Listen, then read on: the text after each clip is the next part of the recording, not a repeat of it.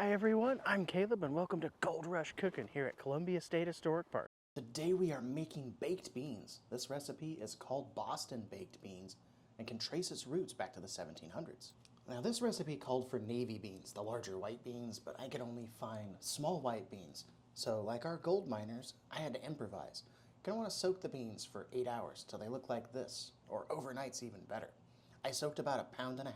Then we cut up our bacon. Recipe calls for salt pork, but if you don't have any, bacon makes a great substitute. Fry up that bacon to your desired crispiness, and then start dicing your onion into small chunks.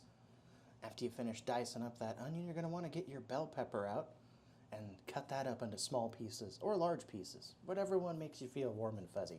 I like mine on the larger side.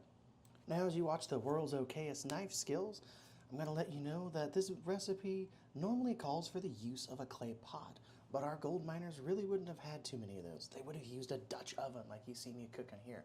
Now Dutch ovens were a lot sturdier as they were made out of cast iron, which means they would last better in the gold fields or even on the journey out here. I added 1 cup of molasses, 6 cups of water. You're going to want to bring those beans to a boil, then reduce heat and simmer for a few hours or until the beans break when you push on them with a fork. Now our beans are ready to enjoy. Check the description below for the recipe. And as always, I hope you enjoyed today's video. For more content like this, please hit the like button and subscribe, and check out our social media links below.